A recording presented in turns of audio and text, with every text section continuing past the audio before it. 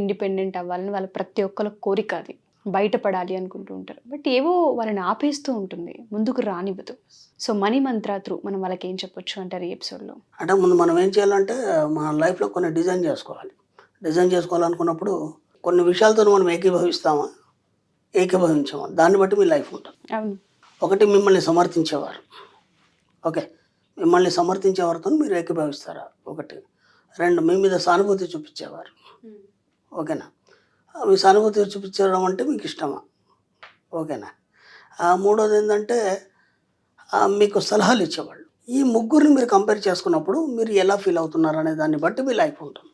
Okay.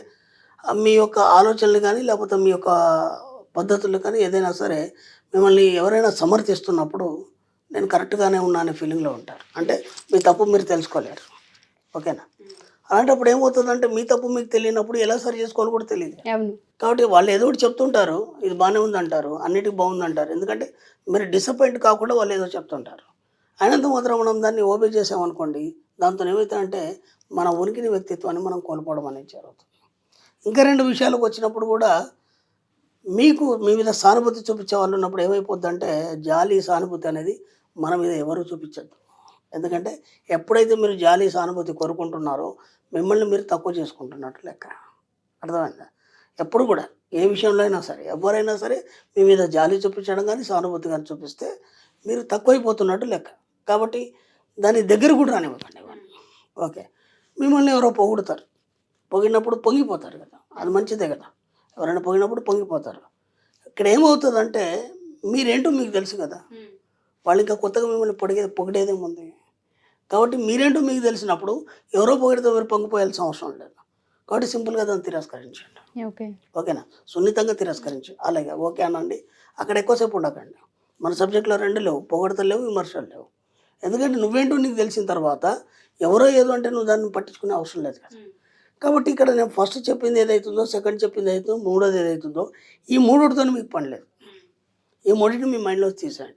ఈ మూడింటిని కనుక మీరు మైండ్లో పెట్టుకుంటే మాత్రం మీరు ఎదగరు. ఎందుకంటే మన సబ్జెక్ట్లో మనం ఎవరి మాట వినం. ఫస్ట్ పాయింట్, మన సబ్జెక్ట్లో మనం ఎవరి మాట వినం. మనం ఇంతకుముందు ఎపిసోడ్లో చెప్పుకున్నాం.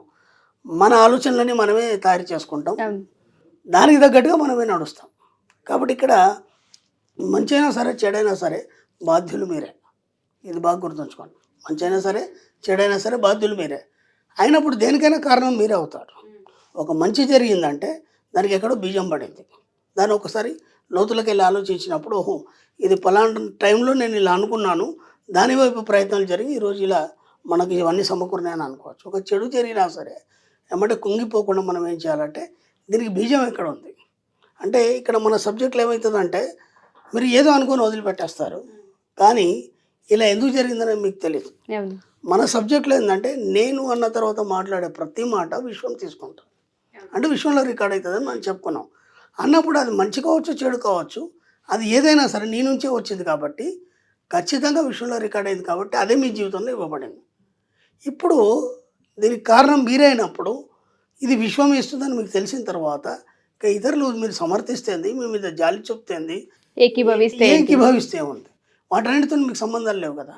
కాబట్టి మీరు ఎవరు నమ్ముకున్నారు ఈ సబ్జెక్ట్లోకి వచ్చినాక? విశ్వాన్ని నమ్ముకున్నారు.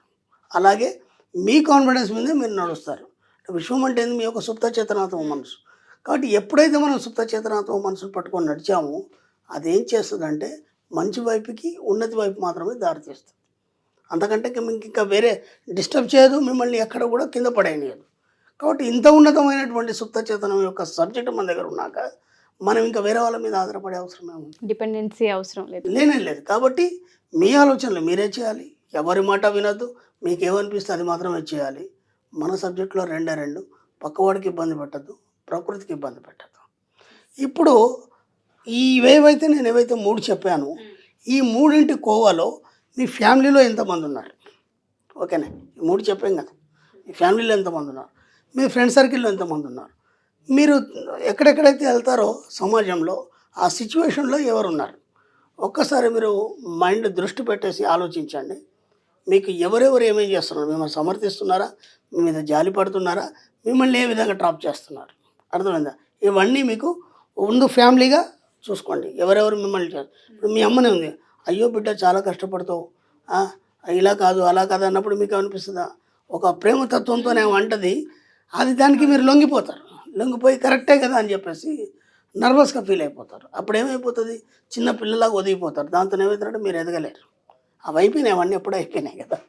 కాబట్టి ఫ్యామిలీలో ఎవరెవరు ఉన్నారో వాటన్నిటిని మెల్లిమెల్లిగా అవాయిడ్ చేయండి, ఓకేనా. తర్వాత మీ ఫ్రెండ్ సర్కిల్ ఎవరు ఉన్నారో దాన్ని మెల్లిమెల్లిగా అవాయిడ్ చేయండి. తర్వాత బంధువులు ఎవరు ఉన్నారు అంటే ప్రతి మనిషికి ఒక ఫ్రెండ్ ఉంటాడు, క్లోజ్ ఫ్రెండ్. ఆడవాళ్ళు కావచ్చు, మగవాళ్ళు కావచ్చు, క్లోజ్ ఉంటారు. అంటే అన్ని రహస్యాలు చెప్పుకునే ఒక ఫ్రెండ్ ఉంటాడు. ప్రపంచంలో ఏదైనా సరే మన దిక్కు మాట్లాడేవాడు నిజమైన ఫ్రెండ్ అని ఒకడు ఉంటాడు. అంటే మన తప్పైనా సరే వాడు మన దిక్కే మాట్లాడుతుంటాడు. ప్రపంచం అంతా ఒకవైపున మన వైపు మాట్లాడేవాడు నిజమైన స్నేహితుడు అని అలా చెప్తుంటాడు వాడు. కానీ అది కూడా కరెక్ట్ కాదు కదా. ఎందుకంటే తప్పును తప్పుగా చెప్పాలి. ఇక్కడ అన్నిటికంటే గొప్ప ఫ్రెండ్ ఎవరంటే నీ సుప్త చేతనాత్మ మనసు. అందుకే అంటారు కదా, అరే నీ గుండెలు మీరు చేసుకొని చెప్పరా, అది ఎంతవరకు కరెక్ట్. అంటే నీకు తెలుస్తుంది నువ్వు కరెక్ట్ చెప్తున్నావా, కరెక్ట్ చేస్తున్నావా, అబద్ధం చేస్తున్నావా, లేదంటే తప్పుడు దారిలో ఉన్నాయి, ఇవన్నీ మీకు తెలుస్తాయి కదా. అయినప్పుడు మీ యొక్క సబ్కాన్షియస్ మైండ్ని అడగండి, దాన్ని ఎలా సరి చేసుకోవాలి కూడా అదే చెప్తుంది మీకు. ఒక సమస్య వచ్చింది, నిద్రపోయే ముందు, నిద్రలోకి చేరే ముందు అడగండి అని చెప్పాను నేను. తర్వాత 3-4 రోజులు ఆ సమస్య పరిష్కారం అనేది జరుగుతుంది. ఇలా ఎక్కడైనా సరే ఈ ముగ్గురిట్లో ఎవరిని సమర్థించకండి. మీ లైఫ్ మీది, ఎవరి మీద ఆధారపడకండి, ఎవరిని మీ మీద జాలి చూపనివ్వకండి. ఎంత వీలైతే మీ వ్యక్తిత్వాన్ని ఉన్నతంగా తీర్చిదిద్దుకోండి. మీ సబ్కాన్షియస్ మైండ్ని నమ్మండి, చక్కని దారి చెబుతుంది, ఉన్నతి వైపు ప్రయాణం చేస్తారు. Wonderful sir. చాలా సందర్భాలు ఆడవాళ్ళు ఏంటంటే డిపెండెన్సీ, సమర్థింపు వైపు, అండ్ దాంతోపాటు కొంచెం ఎవరైనా మా వైపు జాలిగా మాట్లాడితే ఒదిగిపోవడం, ఇవే ఎక్కువ చూస్తుంటుంటాం. అలా కాకుండా డిపెండెన్సీ లేకుండా లైఫ్ని లీడ్ చేస్తే కాన్ఫిడెన్స్ పెరుగుతుంది.